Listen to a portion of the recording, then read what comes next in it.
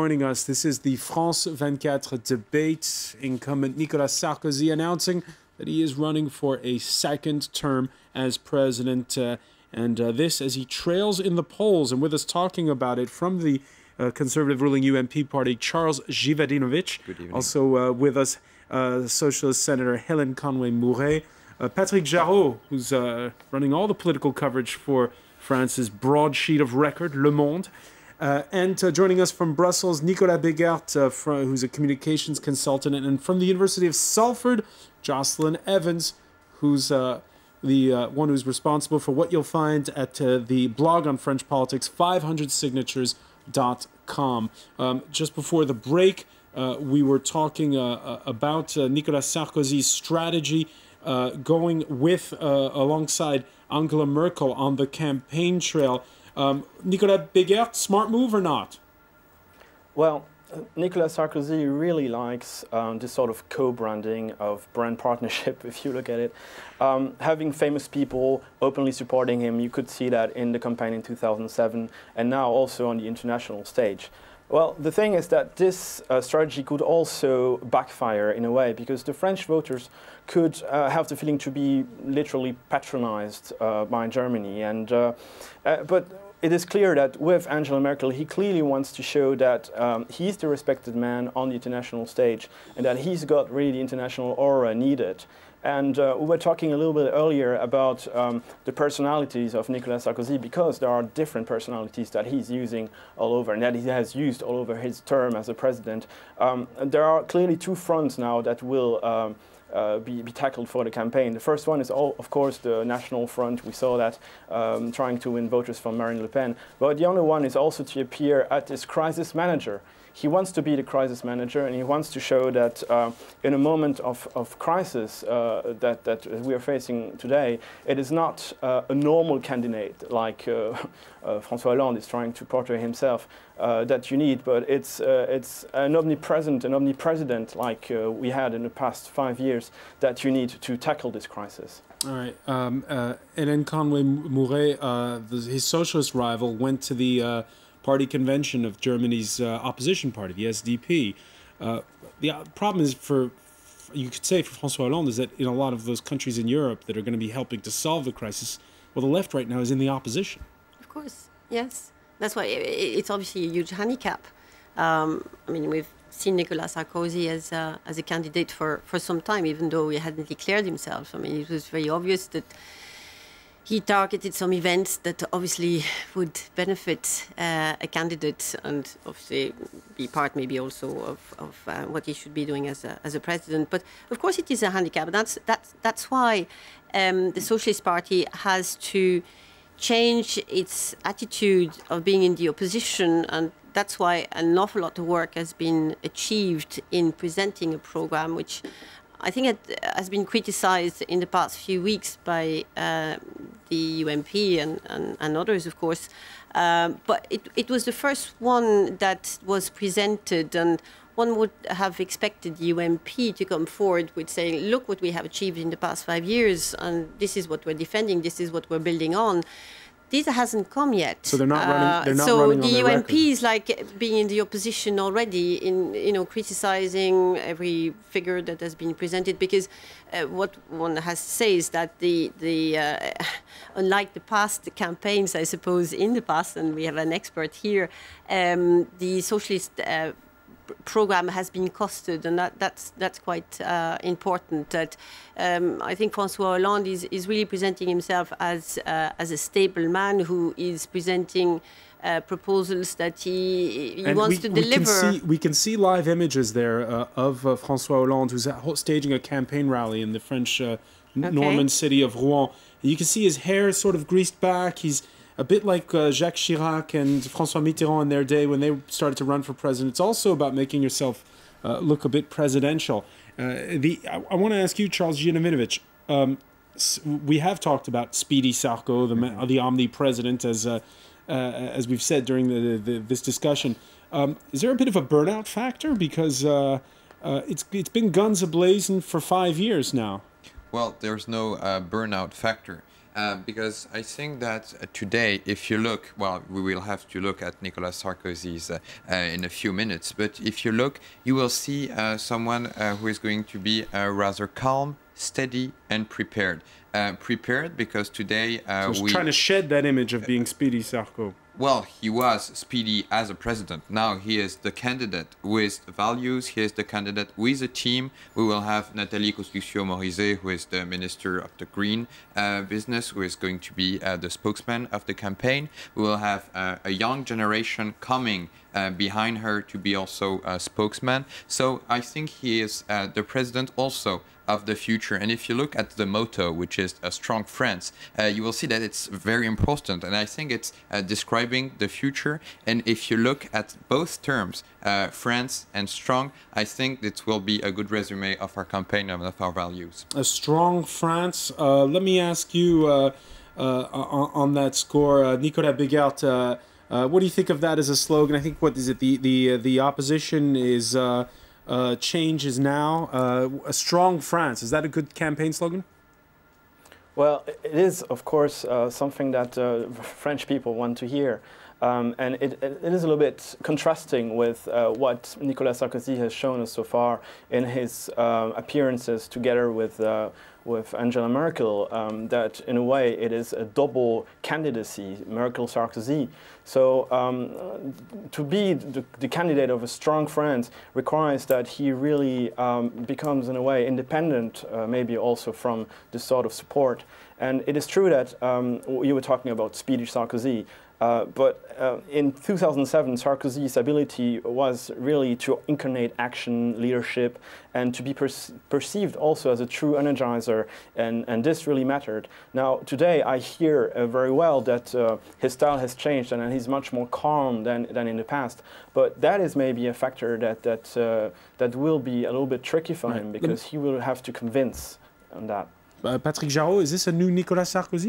Do you think he's calmer? No, he's not new at all. I mean, the Nicolas Sarkozy that people have been knowing for years now.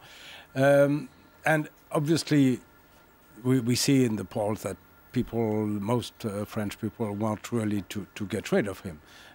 He has, I don't know if he's burnt out, but he's somehow burnt out the French people, and they really want somebody different, acting differently, and he has been so tremendously present every day on all media for not only 5 years, but especially for the last 5 years, that people really are, I could say... He was a minister before that. Now, there have been comebacks before. John Major in the UK, Jacques Chirac overtaking fellow conservative Édouard Balladur in 1995 to win the presidency. Let me ask you, Jocelyn Evans, are we underestimating a Sarkozy who can be a formidable campaigner? I think all of the hopes of Sarkozy's supporters are based precisely on that fact, that he is known as somebody that can fight their way back in a difficult situation. In terms of the new calm Sarkozy, I would agree with Patrick Jarraud that, in 2007, in the between rounds debate with Ségolène Royal, precisely one of the strengths of Sarkozy was his immensely calm, measured approach to the debate, that the slightly more aggressive Sarkozy didn't appear. But that is one of his strengths, that he does have the strength of character and self-belief to pull himself back into that race. What I'm expecting to see this evening, though, and the announcement of his candidacy, is the calm, measured, simple approach. But also, I think there's going to be a Sarkozy of slightly more humility, at least demonstrating that humility, that he accepts that over the past 5 years, no, not everything has worked, that what he promised at the beginning of his presidency hasn't come to pass, but that he can convince people as a man, rather than the president and the institution, that he is somebody that is worth putting their faith in for a further 5 years. All right, on the France 24 Debate Facebook page, a couple of remarks here. Not many people believe that Sarkozy can rally. Guerre writes, too late, it would seem. The French people I've spoken to can't even hear his name without making a face. Sarkozy did very well in the conflict in Georgia when France held the presidency of the EU. He moved with energy, but still got a rap on the knuckles from the French diplomatic elite for his antics and lack of direction. While Michael from Harare says it's a tough sell, Sarkozy needed more time to rebrand and redefine himself, while the socialist candidate has been on a roll focusing on issues that the French electorate want to hear about, mainly the state of the French economy, while at the same time avoiding getting himself entangled in cheap politics. Cheap politics, a reference to what we were talking about perhaps in part one, his interior minister's recent remarks saying that all civilizations are not on equal footing. What's your reaction when you see those comments from the viewers? Well, when I see your comments from the viewer, I'd like to tell the viewer who is saying it's too late that it's really not too late, because we have a strong force, that we have the union of all the right. Yesterday, Christine Boutin, the Christian Democrat Party, said she is stopping to rally, she is stopping to be the president, the candidate, and also Hervé Morin, who is the candidate for the center, will be supporting Nicolas Sarkozy tomorrow. And if you look what's happening on the left-hand side of the political scope, you see that you have the Socialist Party, and then you have the Greens, and then you have the Communist Party. And if you look at Mr. Hollande's last declaration on The Guardian, you see that you have this kind of ambiguity, saying that in France, he is going to be the adversary, the opponent of the finance, and when he speaks to The Guardian, he says that he will be with the financial system. So he will have to compose with his allies, and which one of our strengths is that the right scope is united with Nicolas Sarkozy. Meanwhile, we have a legislative election after the presidential, and we have to beware, and we have to remind this to our viewers, that it will be maybe harder for the socialists to have the majority and to have a legislative program with all their allies. Helen Conway-Mouret, this gets back to what Patrick Jarreau was saying, how historically more people in France are right-wing than left-wing. How do you rally the left? Well, just to go back to the point that was just made there about a unified right, I mean, so good if it's the case. But I think one of the main problem with Nicolas Sarkozy has been the fact that he's been dividing the French people. I mean, it's now with the, calling a referendum on the unemployed, it's people who are in jobs voting against the ones who are unemployed. There is always this kind of divisions or being suspicious about the foreigners. I mean, having a strong France, I mean, who is French today? I mean, we've heard Monsieur Guéant many times in the past few weeks in the Senate because of his ways of wanting to keep foreign students out of France and, preventing them from working here and whatever. There's always been this kind of, it's one group against the other. So if the right is united, fair enough. On the left, of course, you may have different trends, and indeed you have the Greens and so on. But I think the program, and certainly there may be two candidates, but the socialist program has integrated a number of points from the other parties, and it's not a unified, maybe left, but I think that at the end of the day, for the second round, if the socialist candidate is there, those who do not want to see Nicolas Sarkozy re-elected, if he is there, after all, maybe Monsieur Bayrou will benefit from all of those who were disappointed by Nicolas Sarkozy and will vote right. And you could have a second round with Monsieur Bayrou and Monsieur Hollande. Everything is possible. Right, it is a campaign. Nobody can say that, anybody has won so far. 9 weeks is a long time. Yes, indeed. It's one broader point, though, here. It's a tough year. It's been a tough 5 years all around for incumbents. All of Europe's major economies that have staged elections since 2008. You can see here all the countries that are coming up on our graph in orange are countries where the incumbents got voted out, including a country that's near to your heart, Ireland. Yes. Only in Poland and Germany have incumbents held on to their seats these past 5 years. And again, it's the question of the broader economic context. Is it, once again, I want to put this question to Jocelyn Evans, mission impossible for an incumbent in Europe? It's not mission impossible. I mean, undoubtedly, it makes the task for an incumbent very, very difficult when not just things which are more symbolic than actual, in other words, the loss of the AAA status, for instance, but then the concrete facts of high unemployment, many, many millions of people finding it very difficult to survive on the salaries that they're earning. That, for any incumbent in any situation, will make re-election much more difficult. However, it doesn't make it impossible, so long as there are other aspects to that incumbent's manifesto, to their program, and particularly in a presidential race, to the personality, which voters will buy into, which resonate with the voters. And in that sense, that really is the hope that Sarkozy has for gaining re-election against François Hollande, is that he can find something which resonates with the French electorate and with certain key parts of the centrist electorate, which Hollande is unable to do. And we'll only see if that happens over the next 9 weeks. Patrick Jarraud, it's a battle for the center?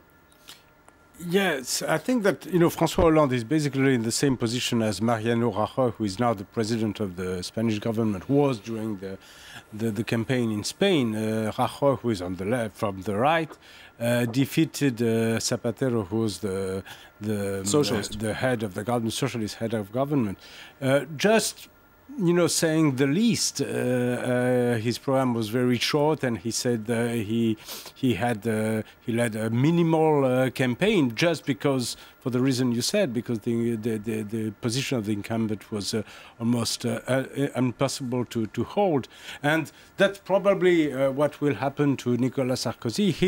Zapatero's record was really bad. And Nicolas Sarkozy's record is not as bad as far as the economic crisis is concerned, but he will be defeated for the same reasons. All right, there's a prediction there from Patrick Jarraud. Finally, a point to certain candidate this Wednesday, caving in, Nicolas Sarkozy opening a Twitter account.